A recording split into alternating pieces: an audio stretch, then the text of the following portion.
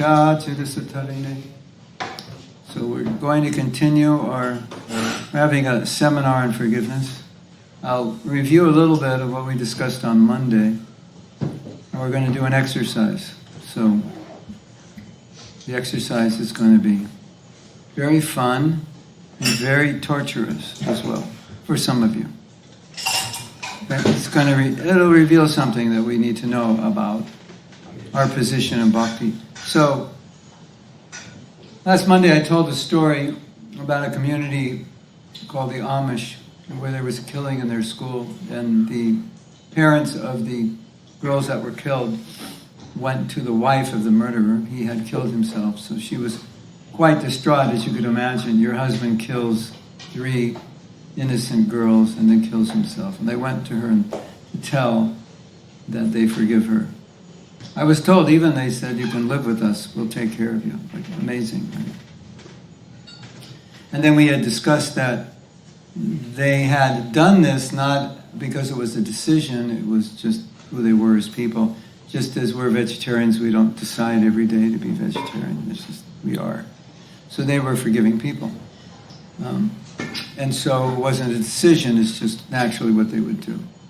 And then we discussed that I had asked many, many times, many devotees, probably, I would say, at least 1,000, between all the workshops I did, 1,000 or 2,000. If this happened at ISKCON, would we do the same thing? Would we go and forgive them? And nobody said we would. And this posed, at least it gives us information that what we believe, if it's not in our culture, we don't do it. What we believe, if it's not in our heart, we don't do it. It's in our head. And so in our head, it's like, I understand I'm not the body. Does everybody here understand they're not the body? Yeah, of course. It was the first thing we learned. We understand intellectually, but when it's cold out, we say it's cold. When we're hungry, we say we're hungry. We're tired, we say we're tired. So, my joke is, Atma refers to body, mind, or soul. So when I wake up, I'm fully self-realized. When I wake up, I have complete realization that I'm the body. Like 100%, So, of course, intellectually I understand I'm not the body, but practically I feel like a body. So a lot of things in Krishna consciousness, we understand that the first way we understand is intellectually, but feeling it is a whole different thing, experiencing is a whole different thing. But there's a problem which I've seen, at least in myself, and I've asked others if they have the same, I don't know if you want to call it a problem, but it's a situation that sometimes when we intellectually understand something, we can't distinguish between understanding and realization, because when we have intellectual understanding, we think we realized it. Until that day someone comes up and says, I think you're an idiot, and you explode, but you thought you were self-realized a minute before, because you've read Bhagavatam 10,000 times, right? But when that happened to Ambarish Maharaj, he just said, no problem, forgive me, like that.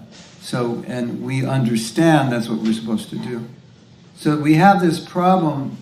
I think it's a challenge when you understand something really well. Sometimes it's hard to realize how much you practice it and how much you realize it and how much you feel it. For many years, I would wonder how much of what I understand do I actually feel? Because sometimes you can't tell. Like you say, Krishna loves me. All right, I understand that. That's like, Krishna says it, you're my dear devotee, Priyosi me. Krishna loves all of us. How much do I feel that? A little bit, a lot, sometimes it's hard to tell because, okay, I understand it, so I think I feel it, and I can only feel it to the degree that I'm capable of feeling it, and it may not be a lot. And so we're going to do a little exercise to kind of evaluate some things about ourselves that maybe we think we have arrived, but we haven't. So First thing is draw a line down your paper vertically from top to bottom. And then raise your hand if you need paper. Alanat Das. She needs paper. Oh, they have. And a pen, yeah. So just draw a line down the middle. And we're going to do, this is exercise done in 2 parts. And on the top left, I want you to write what I value. Just write my values. And so part 1 of the exercise is just to write down what you value. For example, like, I value studying Shastra, I value japa, I value being clean, I value being kind, I value distributing Prabhupada's books, I value being an example of bhakti, I value service. Whatever it is, I value cow protection, I value the environment, I value being a good devotee or a good husband and wife, father, mother, whatever it is that you value, just write it down in that column.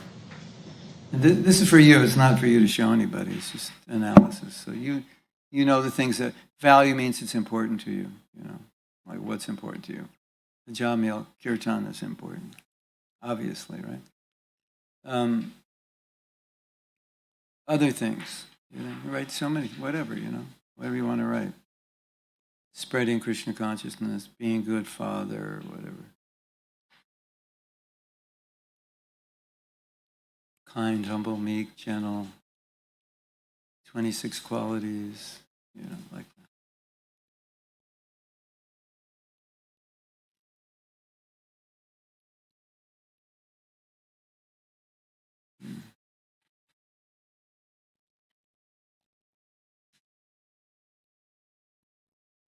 Hopefully it's more than one thing. Make a long list.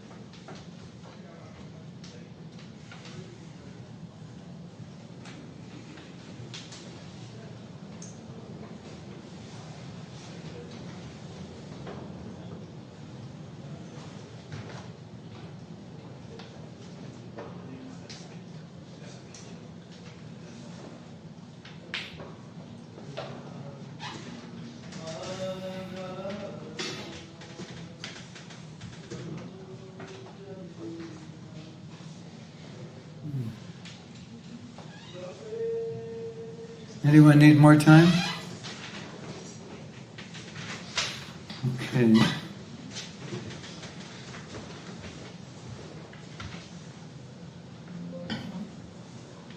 So, on Monday, you remember on Monday I said, what if we had a video of your life? Who would like it to be seen on the screen here to show everybody, what your life is like at home, in public,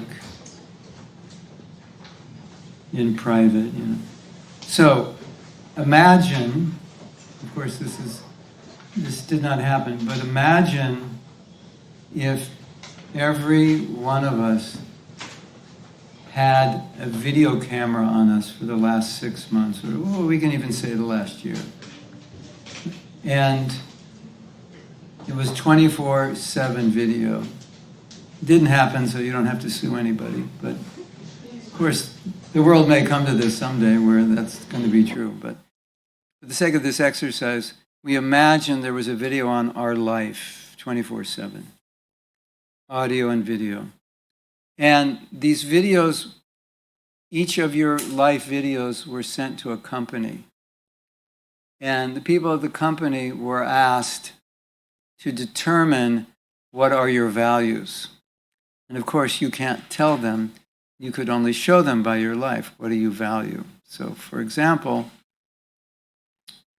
I might say I value study. But the only way they would know that is they would have to see, like every day I'm studying, taking notes, I'm teaching and so forth. If I, read, half an hour a week, they're not going to say I value study. They're not even going to say I value reading. They have no way of knowing, and you might feel that you value reading, but they don't see it because you don't do it. So you have to imagine now what those people would say about what you value, and then you have to write that in the right column. And then after you do that, you just look at both sides and smile or cry, whatever the situation is, and just turn to the devotee next to you and talk about what happened. If you get the left side and the right side the same, you have arrived. You're living total integrity. You are personifying what you value in life. You're demonstrating it. If there's some things missing, you're not there yet. Some devotees get it all, everything in the left and the right is different. Most devotees are somewhere in the middle. A few have the left side and the right side. They're exactly the same. That's what we want to come to. So it's an exercise for your reflection. So after you do that, you just look at it and turn to the person next to you and it's like, what was your realization from this? And we have psychotropic medicines for anyone who's going into depression after doing this exercise. Hare Krishna.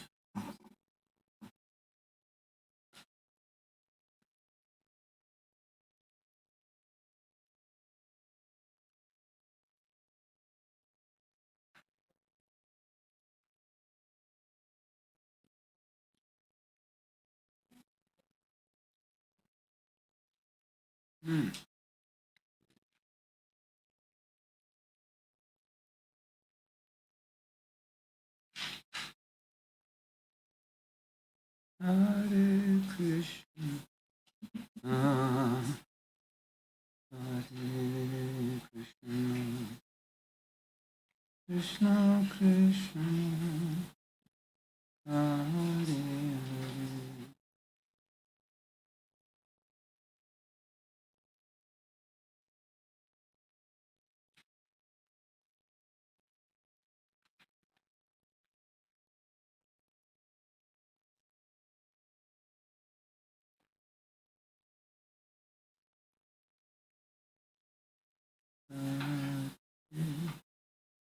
Krishna.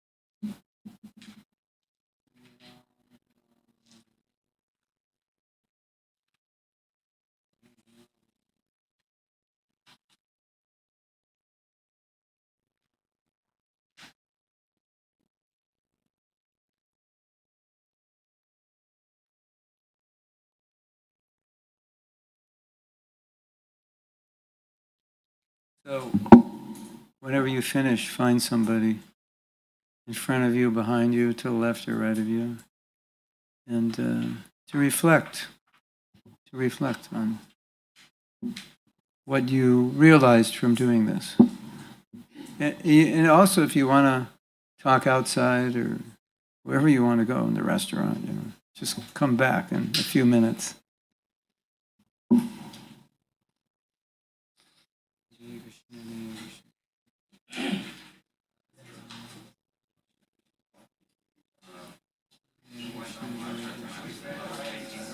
What?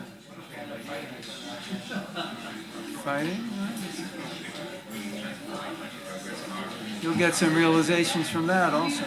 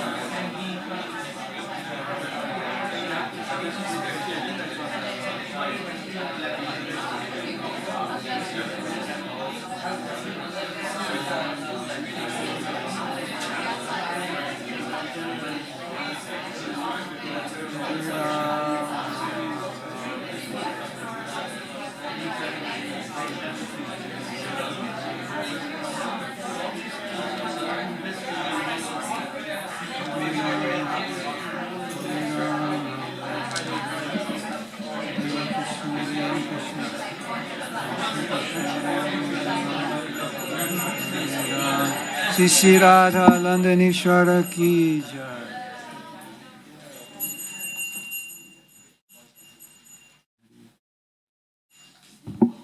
Keep going. Oh, who needs more time? Are you just like scratching the surface? No, let's take a little more time. You look like you were very much into it. Let's keep going.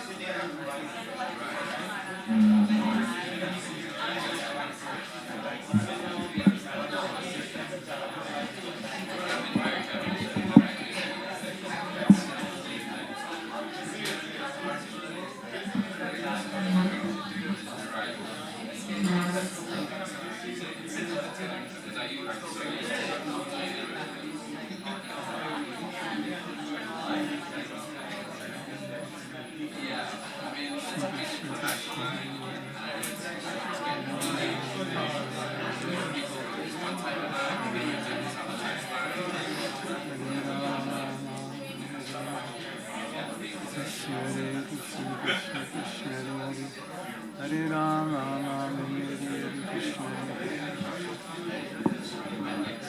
Krishna Krishna, Hare Hare, Hare Ram, Hare Krishna, Krishna Krishna, Hare Hare, Hare Krishna, Krishna Krishna, Hare Hare, Hare Ram, Ram Hare Hare, Krishna Krishna, Krishna Krishna, Hare Hare, Ram Ram. Hare Krishna, Hare Krishna, Hare Krishna, Krishna Hare Hare, Ram Ram, Hare Krishna.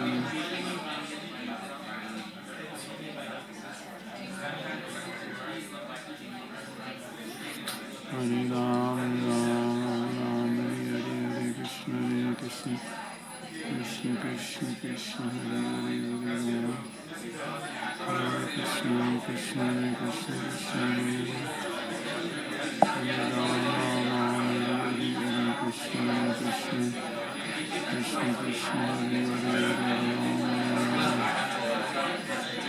Hare Krishna, Hare Krishna, Krishna Krishna, Hare Ram, Hare Krishna, Hare Krishna, Hare Ram, Hare Ram, Ram, Hare Hare.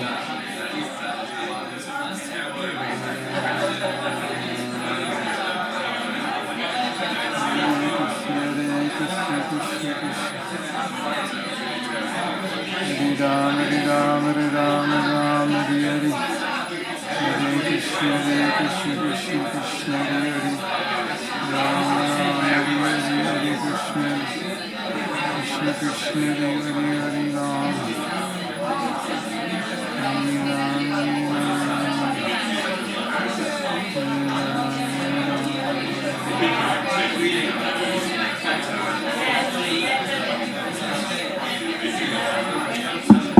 Who needs more time? Raise your hand if you need more time. Okay, let's do 1 more minute. If kind of wrap it up, okay?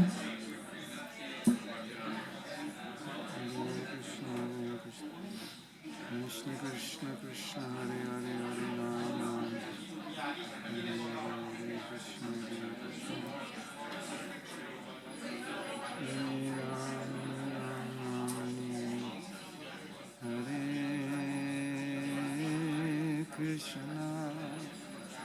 Hare Krishna, Hare Krishna, Krishna Krishna, Hare Hare. I was a Bengali in my last life, I think. Hare Gaura, Gaura, Gaura Hare. Hare Krishna, Hare Krishna, Krishna Krishna, Krishna Hare Hare, Ram, Hare Ram, Hare Hare, Krishna Hare Krishna, Krishna Hare Hare, Ram,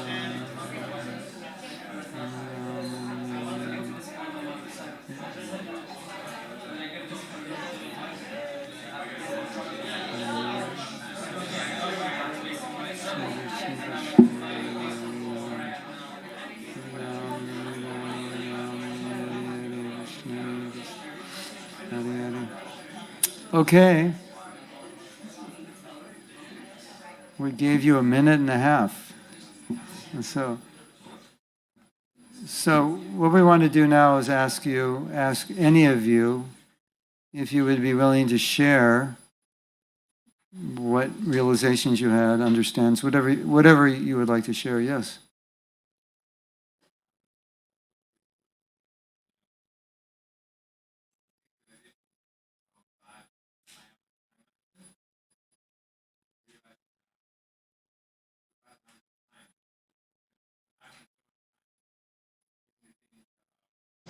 Maintenance, and then I have so little time to do the things that actually like uplift me or that I value. Whereas if I was more efficient with the things that I just have to maintain, then I'd have so much time to do the things that I actually value. And time management. Which also, it's also interesting, because one would think if I value something, I would make time for it. And then the question is, do I really value it? Because I'm not making time for it. Yeah. It's a good point. When we do japa retreats, one of the realizations that many devotees have is that the more I'm into my chanting, the more time I find for it. The less I'm into it, the less time I tend to procrastinate, postpone, chant later. And somehow or other, it seems there's like a transcendental law of time that the things you like to do, there's always time for. And when one devotee wasn't chanting his rounds, he was only sleeping 4 hours. He was so busy he couldn't finish his rounds. And in situations like that, Prabhupada would say, well, do you have time to eat? And of course we'd say, yeah. And Prabhupada said, so, like what's important to you, you do. Thank you for sharing. Who else would like to share? Yes. I was thinking. Allah, not Das. Allah, I am not. Allah, I am not Das. I'm not. Yes, alhamdulillah. In terms of sincerity, I remember over a period of time I'd write myself a letter and I would say I would pick it up a year later. Uh-huh. And when I would pick it up a year later, just because I would have it in the back of my mind as the months would pass by, I'd pick it up and it would be almost exactly what I wrote. And what that built was faith and trust in myself. That actually, okay, if I stick Things you want to do in the future. Yeah, like it's, I'd write a letter in 2022 saying, okay, I'm going through this right now, but at the end of this year I'll be doing this, this, and that. And then most of those things would happen. Oh, nice. And so, even coming up to this point, taking up brahmacharya, whatever the case is, if I'm doing something and if I'm sincere about it, and if I write in the future, talking to my future self about it, then it's just builds more trust in what I'm going to do, and whatever austerities come, I just stick. Oh, beautiful. Because you're clear about where you're going. Nice. I like that. Thank you. So I should write a 10-year plan. Yeah. I mean, actually everyone is writing their future plans. Just some know it and some don't. Because through our desires and our prayers and our ambitions or lack of ambition, we're writing our future plans. And so a lot of times you end up in life in a place and it's not where you want to be, but you don't realize you actually brought yourself there by not having a plan to go anywhere else. Because we're conditioned souls, so our conditioning is going to determine our future unless we intervene with it and make a plan that's going to take us somewhere else other than where our conditioning will take us. Our conditioning takes us birth, old age, disease, and death. We become a devotee, now we have a different plan. But if we didn't have that plan, that's all we would do. So materially speaking, it's the same thing. You end up where what you've created, but you don't always realize you created it, and you get frustrated. And sometimes you blame other people or situations for what you actually created yourself. Like a joke, if you want to be sarcastic, you're married and your husband or wife says, you make me miserable. And you go, well, you chose me. You didn't have to choose me. You could have chose somebody else. All right. Thank you for that. Yes? Okay.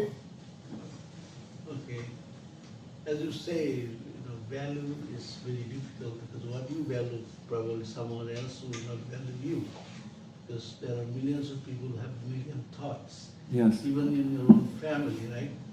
So I thought that I will do something, even though you may become a millionaire, still someone will hate you, someone will love you, right? Yes. So automatically you're getting hate and love anyway, even though you have become a millionaire, right? Yes. So then I choose something that... So would you rather be poor and loved or rich and hated? Yeah, go ahead.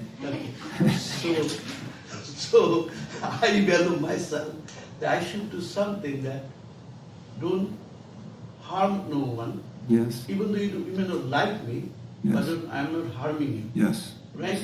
Yes. So that's why I give value of Kirtan. Kirtan don't harm no one. Even though you don't like me, but still I'm not harming you. Yeah, and some people don't like you because you can chant better than they can.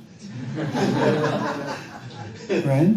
Yeah. So that's what to do, This is, as they say, you cannot please no one. Yeah. So I take some part that in Kirtan, even the enemy could be together dancing. Later on maybe say, boy, I danced with this Kirtan, man, I didn't like.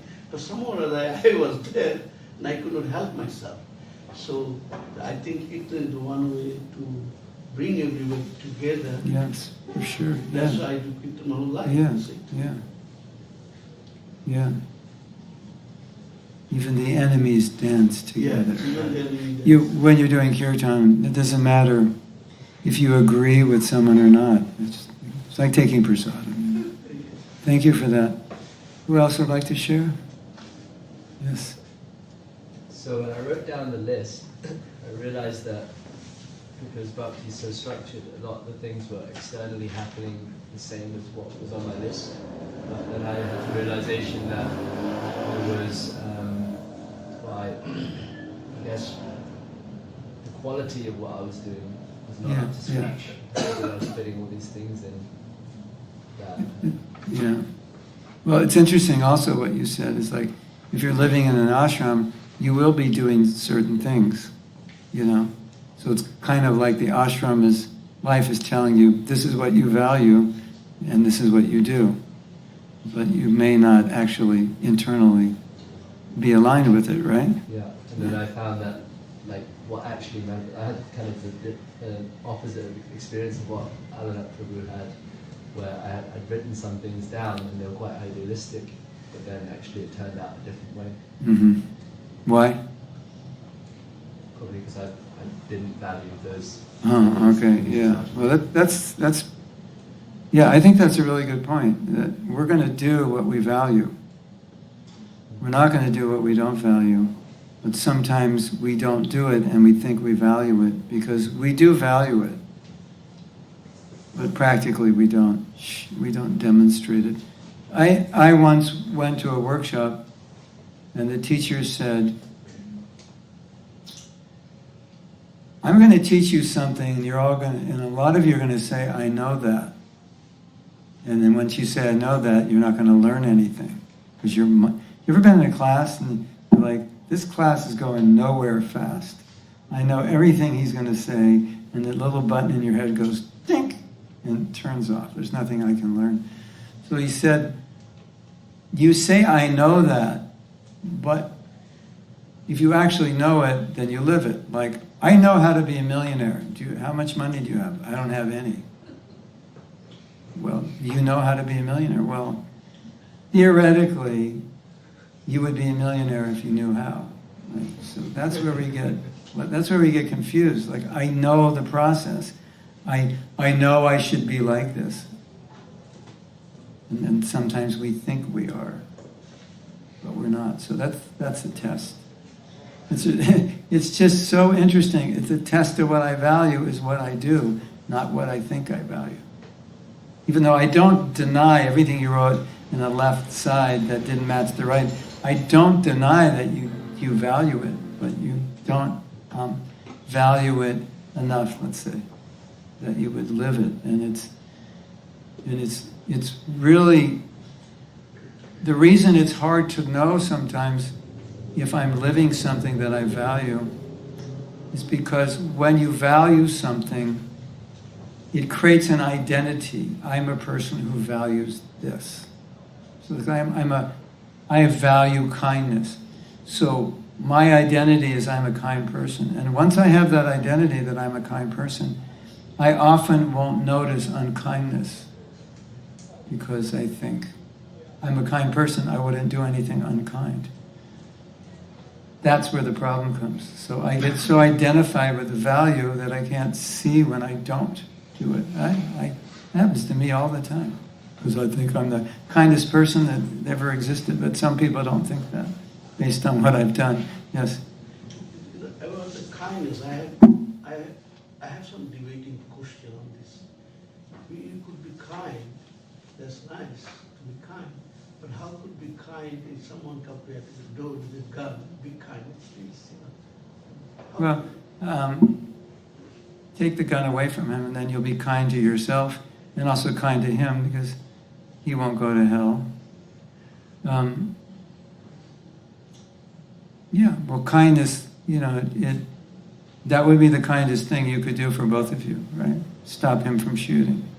Be good for both of you. Yeah, and maybe your kindness in that situation would be to attack him, right? So sometimes, Arjuna's kindness was to shoot, kill, that was, sometimes it doesn't exactly look the way we think.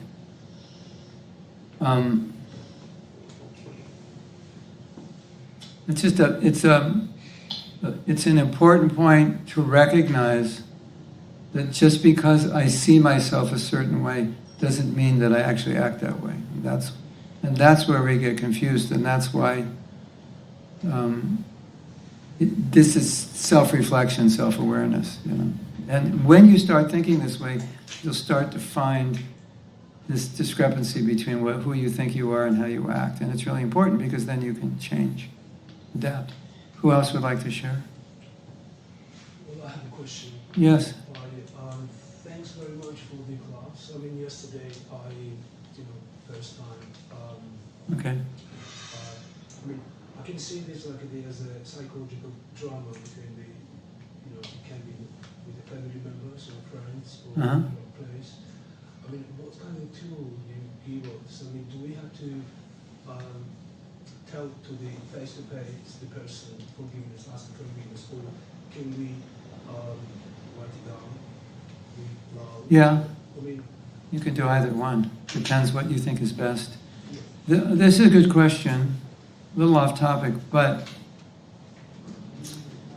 let's say you and I knew one another, and one day I get the courage to say, I forgive you, but you don't think you did anything to me that would necessitate my forgiveness of you. And you would take offense. What did I do? I never did it. You forgiving me? I never did. So you have to be a little careful if you tell someone, I forgive you, because they might feel like, I never did anything to harm you. And that may upset them and ruin the relationship. So if you want to use forgiveness as a relationship tool, then you have to determine what the outcome will be. For you, it'll always be good. But for the relationship, maybe not. Sometimes if you tell someone, I forgive you, they'll just keep doing the same thing again to hurt you because they think, well, you're not going to get upset, you're forgiving. So if you want to prevent that, you'd have to say, I forgive you, but I'm not going to tolerate this behavior because it's very hurtful to me and damaging. So I'm not holding any grudges against you, but I have to put boundaries. This action is unacceptable. Otherwise, they keep doing the same thing, and it makes it difficult to forgive them over and over. Yeah. Okay. Anyone else want to share? Yes. Hare Krishna Prabhu. I wanted to say that I noticed that within my bhakti, my vision separates the spiritual world from the material world, and I separate my spiritual life from my material life. I struggle to see Krishna, for example, at work or in my studies, and I noticed that it's almost like I have split identity. So around devotees, I act a certain way, but around normal people, I feel like I can't act that same way. I can't be so humble. I feel like the reason why I'm struggling to advance so much that I'm not letting myself is because I feel like I can't let go of this ego that I need in the material world to work and to build my career, and it feels like there's this clash, and I don't know how to move forward. You're not alone with this problem. First thing is, as devotees, we're meant to live by the 26 qualities of a devotee as far as possible. You'll find in Chaitanya Charitamrita, or teachings of Lord Chaitanya, kind, humble, fixed, and devotional, meek, doesn't eat more than required, a well-wisher to everyone.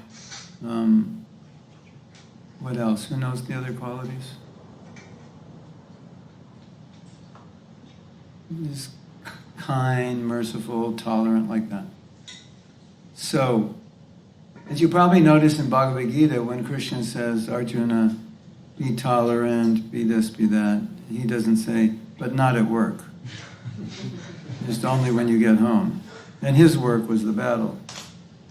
So, Krishna's telling Arjuna to manifest all these qualities in the battle, which requires anger and so many other apparently non-devotional qualities. So, one thing which is so interesting about Bhagavad Gita is Arjuna's humbleness was not manifested when he looked externally humble by saying, Krishna, I don't want to fight. That looks very humble and looks very compassionate.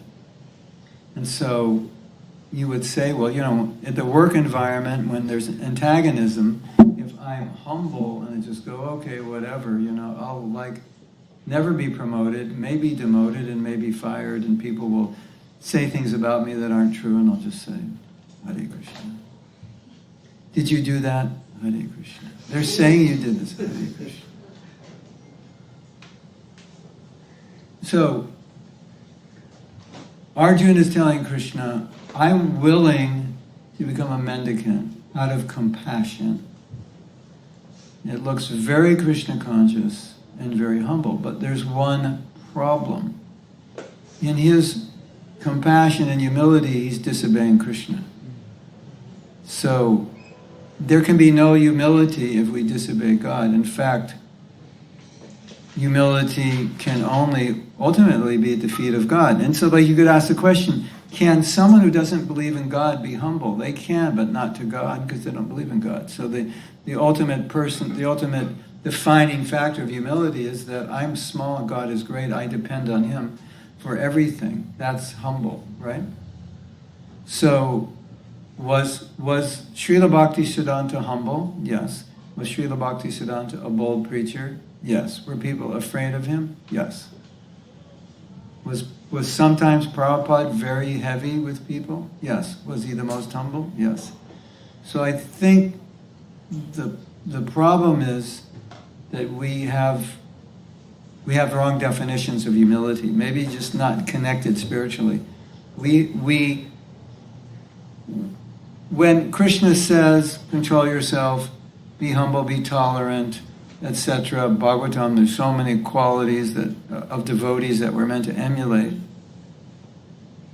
We can't write it off and say it's impossible at work, because that wouldn't make sense. I mean, it's quite interesting. If you come here in the morning to the temple, you basically have no interaction with everyone. It's just you and the deities and you and Japa, right? So Krishna's saying, be kind, humble, meek, tolerant, and all that. When do I get to practice that? Not so much in the morning program with some devotees chanting really loudly.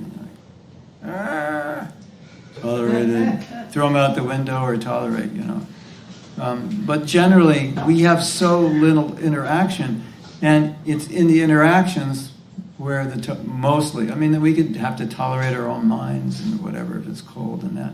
But most of these qualities are what you would call the 26 qualities and the virtues. So much of that comes up in interactions, and that's what happens during the day. So I call the daily interactions, I call that sadhana part 2. Part 1 is development, and then you go out. And that's like the testing ground where you get to practice. If you go on Sankirtan, you're going to approach people. No, get a haircut, get a job, get out of my way, Okay, well, you're trying to chant more humble than a blade of grass, more tolerant than a tree, but how do you know until you go out there and you get to practice it? So I think the problem with thinking I can't be humble and I need to be bold at my job and this and that. You can be bold and humble at the same time. Arjuna was bold and humble. Prabhupada is bold and humble. Prabhupada said we should be bold. I'm being bold for Krishna. I'm not doing it out of false ego. So when you do it out of false ego, you could be very bold, and you have to take care of yourself. You have to stand up for yourself.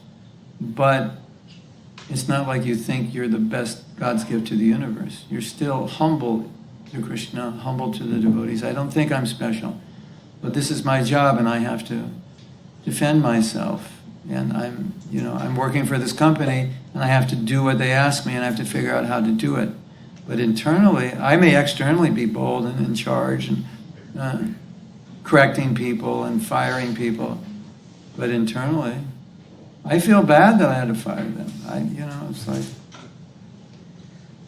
I don't think I'm better than them, but that's just my job, and they're not performing. So I can still be humble, but I have to be stern.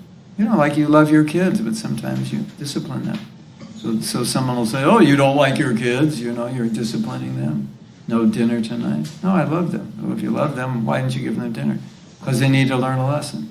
So internally, it's all love. Like a devotee sometimes will curse out of affection. So it looks like a curse, but it's a blessing. So that's the idea. So you just have to figure how you can manifest the qualities of a devotee in the material sphere. And it's not one or the other, it's a kitri. They come together. And if it's one or the other, it doesn't work, because you just become schizophrenic. And you're not really doing either one perfectly. I mean, it's easy to be Krishna conscious at the temple, because that's all there is. It's not so easy out there, because there's a lot of other things. And that's where you have to bring your Krishna consciousness into that in a way that is going to work for you. So it's something you have to think about. I would, remember yesterday, on Monday I said, Prabhupada told this devotee, you need to show people that you need to let people know God loves you, but you need to show them that by your behavior. So, I have a question that I think we should discuss. If I'm meant to show people that God loves them by my behavior, what does that behavior look like? How am I to behave with them to show them that God loves them?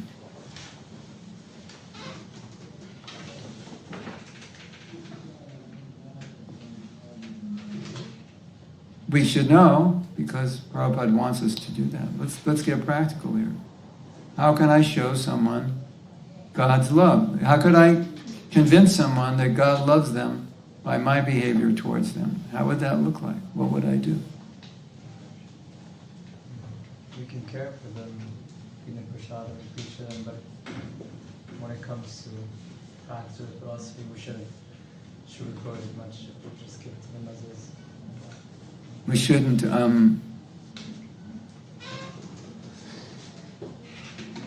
We shouldn't. Yeah, like the saying, I have no problem with Christianity, I just have a problem with Christians. Yeah. I like the Hare Krishnas, I just don't like the Hare Krishna devotees. So like their philosophy, we don't want that. So I think that's what you're saying. You want to manifest an interaction with them where they feel your kindness and they feel your care. Actually, Prabhupada said that. He said that when you distribute books, if people feel you're their friend, they'll take a book. If they feel you're their well-wisher. And we're supposed to be everyone's well-wisher and friend. Yes? The honesty, sincerity, and love. Honesty, sincerity, love. Honesty, sincerity, and love and compassion, they can see on you.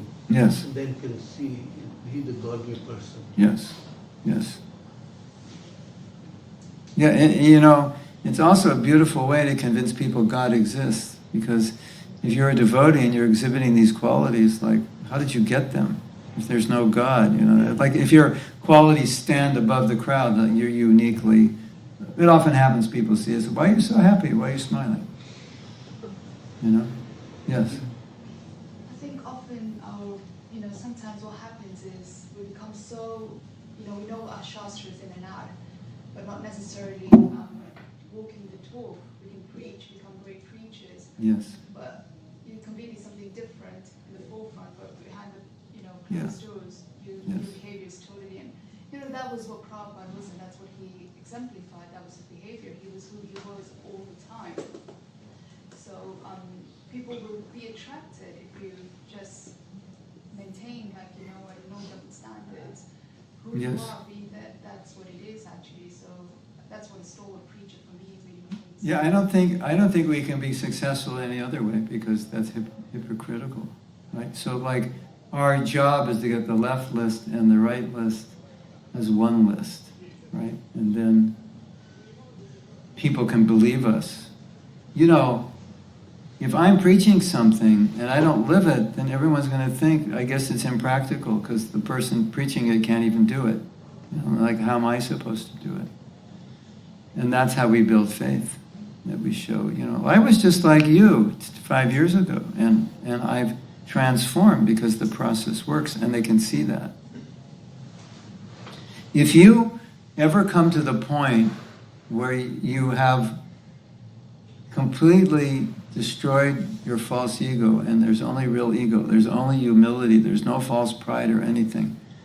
That alone, of course, that's a sign of a very advanced state.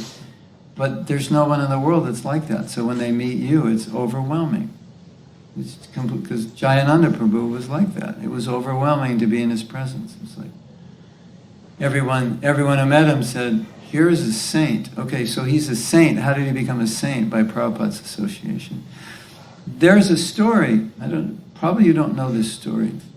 The first time I went to Mayapur was 1975. That was the second festival. And Prabhupada asked all of us to go every year. And so lots and lots of Sankirtan devotees went there. And here we are in Mayapur, coming from our busy lives on Sankirtan. We do Sankirtan at least, I would say, like 8 hours a day was kind of normal. So, morning program, Sankirtan, come back, evening arti, read, go to sleep. That was it, so very engaged. And then we got to Mayapur, there was no service. And because Prabhupada wanted us to go and rejuvenate, hear and chant, but we didn't really know what to do. All this time on our hands. And so someone asked Prabhupada and said, "What are we supposed to do here?" And Prabhupada said, "You should act. You should behave properly as proper devotees." And he said, "If you do that, it will glorify me because people will think, you must have a wonderful spiritual master if you behave this way. It'll glorify Krishna. It'll glorify the whole process. Vice versa also, right?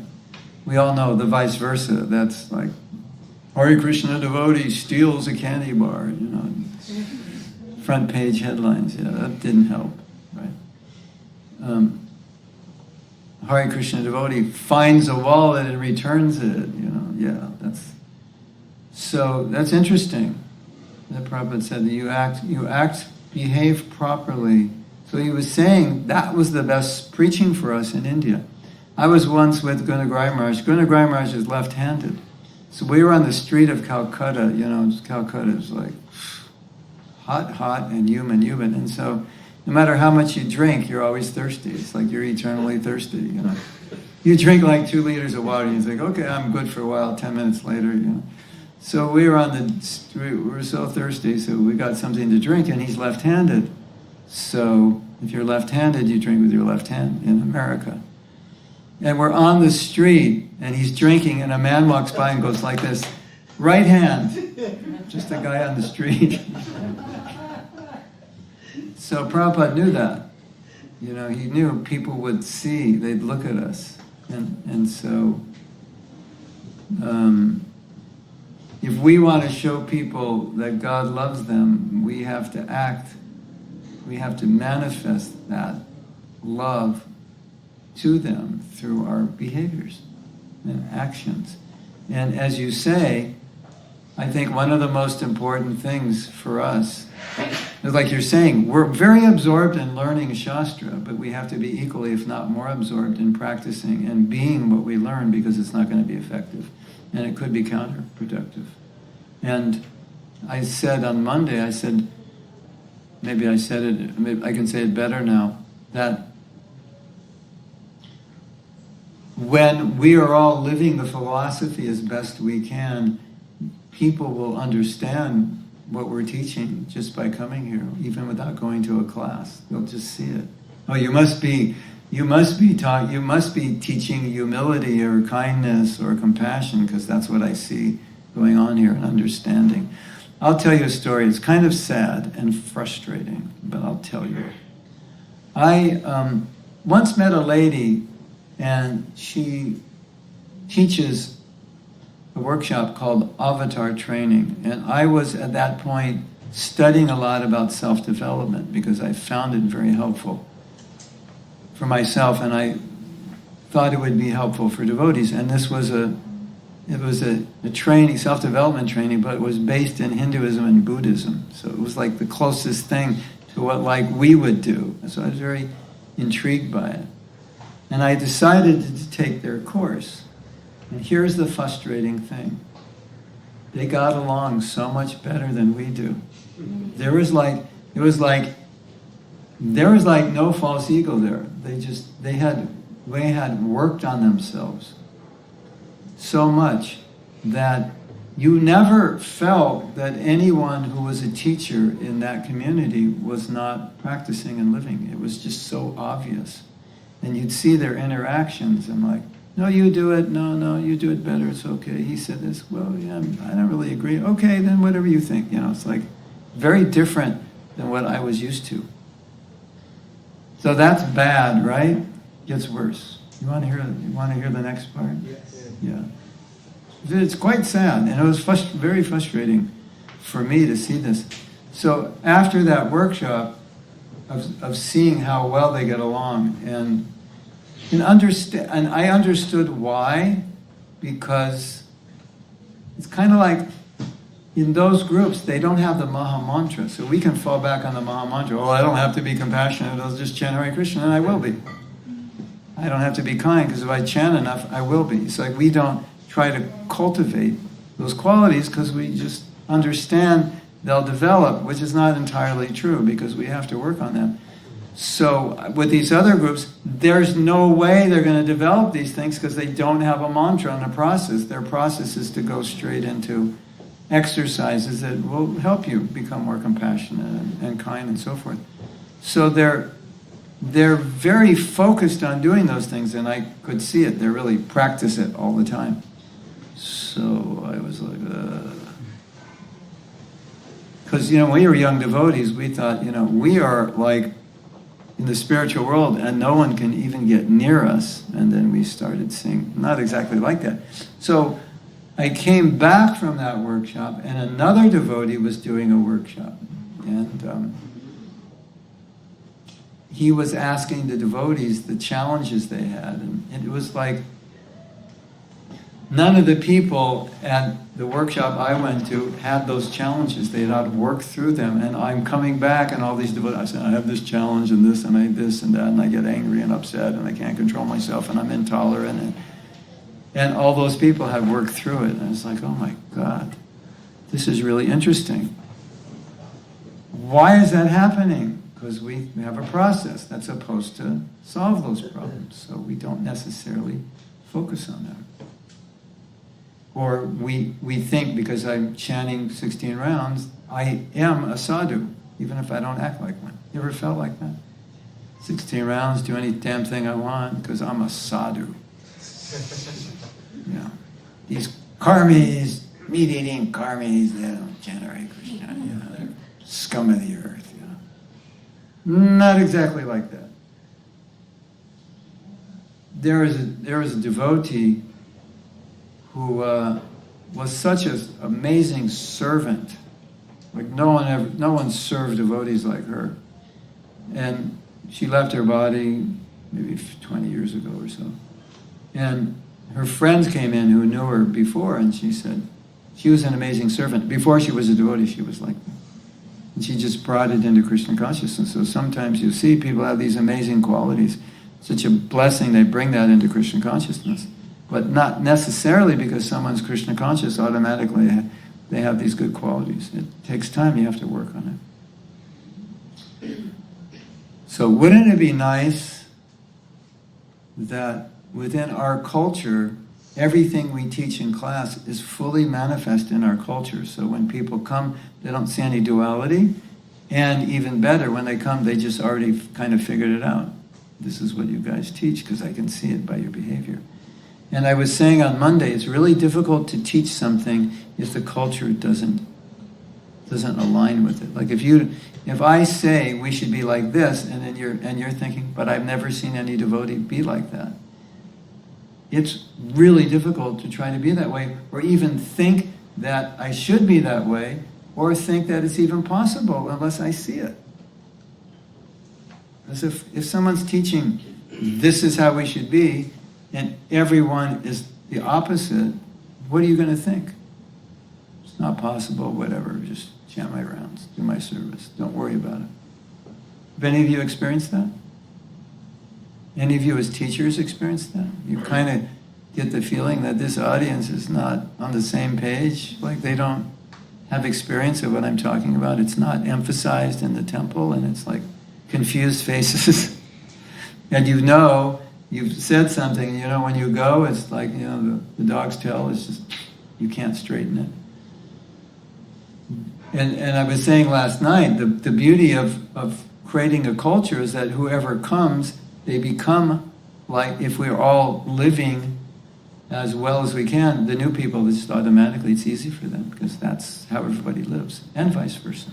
Now, you want to hear something really bad? You thought the last thing was bad. Have you had this experience, or has anyone ever told you that after becoming a devotee, I became more critical than I was before? Raise your hand if you've seen it or experienced it. Yeah, that's something to note. Like what's going on here? Like, why is that happening? I think anything like that we need to address. Anything that I'm worse at this, I was nicer before I was a devotee, or I was less critical, or I wasn't so envious. I mean, there may be reasons, but we should analyze.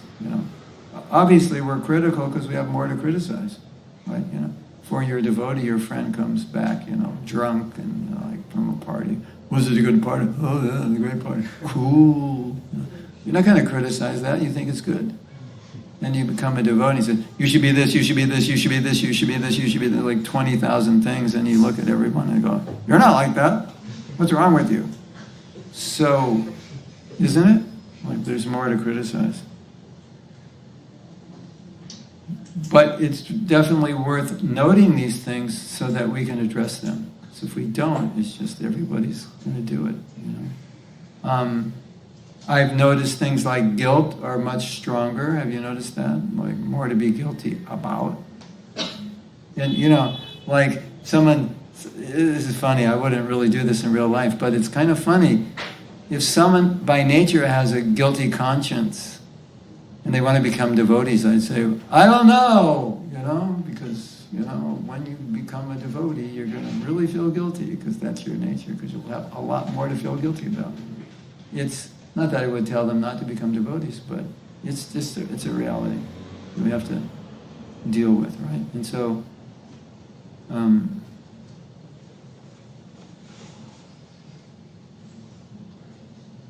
when Prabhupada was here, things were so blissful. Okay, I'll tell you a story. This is such a beautiful story about culture. So you could just imagine what it was like when Prabhupada was here. It was like every devotee was like a little Prabhupada. There's like, Prabhupada did this, Prabhupada did that, Prabhupada did this. Did you hear what Prabhupada said? He's coming, it's like, it was so surcharged. Everybody was so surcharged with Prabhupada's Shakti. And that was what strengthened the movement. We were always hearing about Prabhupada and what he was saying and doing what he was asking us to do, and his example and his prayers for us were so powerful. So I was going to school about 400 miles from where I lived, and that's where I learned about Krishna consciousness. But I grew up in Los Angeles, and the Los Angeles temple, really the first main temple that they established, was about 9 blocks from my house. So naturally I was going to go there. And I was all just like a new devotee, full of enthusiasm to convert all my friends and tell them they're all meat-eating karmis and Maya. I wasn't that bad. No. And so I invited 2 of my friends to come to the temple, so we came that night. And basically what that temple was like, you're sitting down and someone picks up the kartos and goes bing, and everyone jumps up and starts dancing. It's like, I'm not exaggerating, this is basically what it was like then. And they were doing Harinam all day. So you can imagine the kirtans. That was like 99% of the devotees were doing Harinam like 8 hours a day. So you can imagine the artiks were pretty amazing, and the classes, So I bring my friends over, right? One of them was very close, one was a friend of his, not so close. So the next morning I'm going to the temple. So I call him up. say, "You want to go back?" He says, "No way. I'm never going back." And I go like, "What happened?" He goes, "If I go back one more time, I will never leave." So there was no Bhakti program. The Bhakti program was just ecstasy. Smiling faces, happy devotees. That's what it was. And in those days it was all like, hugging. Hugging was a big thing. You wake up in the morning, you hug. You see everyone hug. Obeisances and hugs. OH, obeisances and hugs. That's what it was like. And we're all hippies, so lovey-dovey. So it was kind of like Krishna consciousness became a hippie commune of lovey-dovey, and so when people would come, it was like lovey-dovey, nice. And why did people join? Because they saw happy people who were kind. That's why.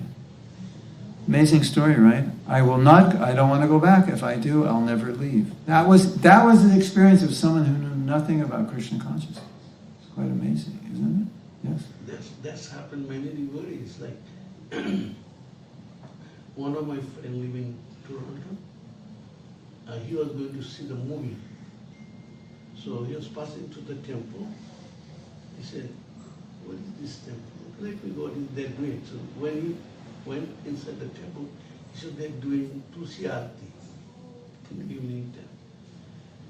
That Tulsi Aarti is so much that he forgot the movie, and up to now he became a devotee. Like he never gone to the movie again. Wow. Just Tulsi Aarti. That's always my prayer, that I could lead a kirtan that's so Krishna conscious that everyone shaves their head after the kirtan. But it was like that in Prabhupada's time. So often people would come first time and never leave because the atmosphere was so amazing. And Radhanath Swami said something important. He said, people, they join religious movements because they want community. It's like, this is my tribe. They find people that are like them. And we were talking last night, and they want to be accepted. They don't want to be judged. Everyone wants to be loved, not judged, right? I think I have a T-shirt that says that. So that's important. And that's going to be the success of our movement. And we do this exercise. I think we should do it either here. Maybe we can do it here, or let's do it here. Not today. Maybe tomorrow. Do an exercise where you go around and appreciate everybody. And the energy, when we're doing that, the energy changes. You can feel there's a huge difference. And every time we do this exercise, we're just appreciating one another. I think if we kept this energy, it would just like seep out outside, and like you said, people will walk by and go, something's pulling me in here, And if they came in and that was the environment, it would be so attractive because it doesn't happen. And the worst doesn't happen out there, and the worst thing is when things happen here that happen out there. It's worse because you expect it out there, you don't expect it here, right? So, there was, Does anyone else want to share or ask a question? There's one other thing I wanted to discuss, but I'm happy to continue with this. Anyone have a big realization? I mean, as a transition, before you go to the next point, which would be good because we're spending a lot of time. I remember when I first came, it was supposed to be exactly 1 week. Like my second trip was supposed to be 1 week. But that turned into like a second, and then I kept extending more and more because it was just so easy to be. Everyone was like happy and kind. And it led me to like doing one action or the other until I like pretty much left everything on, the job, this and that. I want to tell you something. I don't know if you know this. How many devotees you think were being made in this temple, like in 1976, 77? Anybody have an idea? How many new devotees were joining here?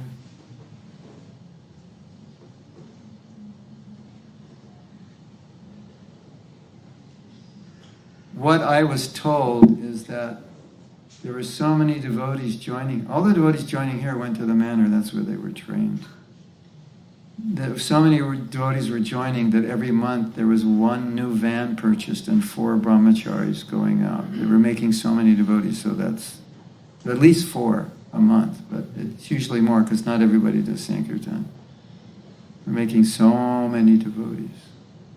So that potential is there if we, like you say, if we take care of people and show them Krishna's love. Why would they want to go anywhere else? And not just brahmacharis, but congregation. Right? I think that's clear, isn't it? Yes? And I think we also realize that it's very painful to preach something that you don't live because you just feel like, I shouldn't say this. I have a funny story. We have a godbrother, Achyutananda. He was once a sannyasi, and you'll see pictures of Achyutananda in like the early 70s. Thinner than I am, and then he became quite large at one point. And he's very funny. And I was coming back from India in 1975, and we stopped in New York for a day or two, and he was giving class. And there's a purport in Bhagavatam, I think it might be fourth canto, where in the purport it is said, Prabhupada writes, Srila Bhaktisiddhanta was very concerned when he saw his disciples becoming fat, because it meant that they were eating too much, although it might be your constitution. And he had to read that. And he was almost double the size he was in weight, or at least, yeah, he's probably close to double his weight. You know, what's he going to say? You ever been in a situation like that where you read a purport and it's like, I'm the exact opposite. It's very painful. Well, he's funny. He just said no comment and went to the next verse. So, it's such an important principle that any of you know Akrura Prabhu? He used to be here back in the day. He's a coach. He dedicated his life to coaching and leadership. And when I was starting to develop my seminars, he told me something. He said he had read from a teacher in America a principle, and he said, don't teach it if you don't live it. And I was like, Of course, by teaching it, sometimes you become inspired to live it. But I've always tried to abide by that, at least when I'm going to choose what to teach. The most important thing before I teach it is to live it, because then I have practical experience. If you just read a verse, it's just like, oh, I don't do that. What do you know? You can refuse to give the class because you don't do it. So that's where the power comes of our words when we're living something. Okay, so I wanted to just say one thing, which maybe on some people's minds, when we talk about developing any quality or becoming forgiving or anything, sometimes it seems like it's not my nature. I'm just not a forgiving person, or I'm not a kind person, or whatever. And we kind of use that as an excuse.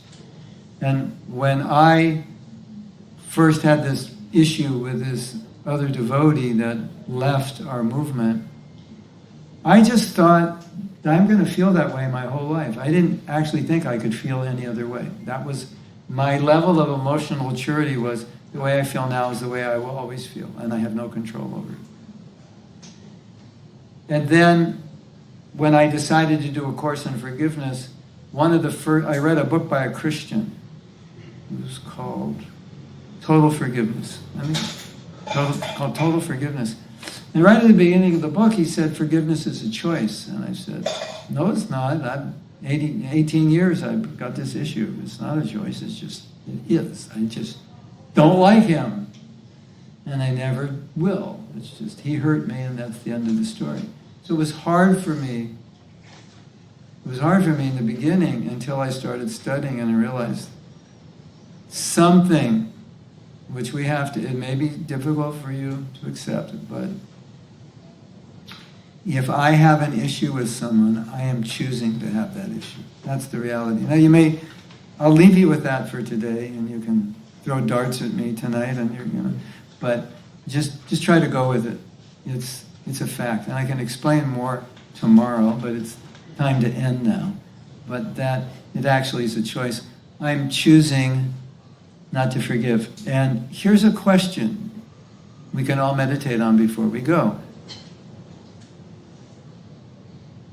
Does the world need more forgiveness? Obviously, yes. Are you contributing to the mass of forgiveness, or are you contributing to the mass of resentment?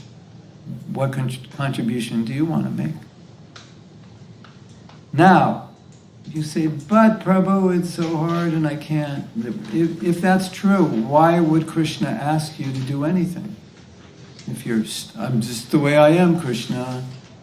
I'll scratch that verse out and don't be angry. Scratch that one out. Be tolerant. Can't do that. Scratch that. Not my nature to be tolerant. I was born intolerant. Why is Krishna asking you to do these things? Vishwanath Chakravarti Thakur says because you can, and he wouldn't ask you to do it if you couldn't. That would be unjust, wouldn't it? So, I can choose to forgive. I can choose to be nice to someone I don't like. I can choose not to be envious. I can choose to be tolerant. I can choose so many things. That's foundational to change, knowing that I can choose it, that I have the power. In one workshop, we did an exercise, and we were asked, write down all the things you can't do. You write, I can't do this, I can't do that. And then say, okay, cross out I can't and write in I choose not to. Then you cross in and say, and then you read it. I can't do this, and then you read it, I choose not to. And the I choose not to feels much more of the reality than I can't. So that's, I can't, every time you say I can't, then ask yourself, I can't or I'm choosing not to. Obviously I can't jump to the moon, so we're not talking about things that are physically impossible. But the last thing I want to say is I need a pen. This is very interesting. I'm trying to teach a 16-hour workshop in 6 hours, so it's hard to stop. But this pen will represent my resentment. Here's my resentment. Who's holding on? The pen is resentment. Who's holding on to the pen? Is the pen holding on to me, or am I holding on to the pen? I'm holding on. Does it feel when you have resentment like it's holding on to you? Yeah. Right? When you're angry, it feels like it's holding on to me. But we're actually holding on to it. And so this is the important realization. What is so interesting is that in doing this work on forgiveness and seeing that there's so many emotions we hold on to that we think are holding on to us, I had a realization. I thought, this is so interesting. Because if all I have to do is drop it. I just have to let it, just let it go. And when your friends are upset, what do you say? Just let it go. Just drop it. Because we know you can do that. That's why we say that, right? We intuitively know that. So what is this? This is emotional detachment. Our concept of detachment is always towards grosser things. Don't be attached to this. Don't be attached to that. It's things external to us. This is a form of detachment, but it's emotional. Sometimes you just have to let it go. Just drop it, Prabhu. Just let it go. It's harmful. Hare Krishna. Thank you for your patience, and we'll have more fun tomorrow. And if you have any questions, we have to officially end class. You could ask. I'll remain here for a while. You could ask questions. But we need to stop now and get on with our service. Thank you very much. Srila Prabhupada.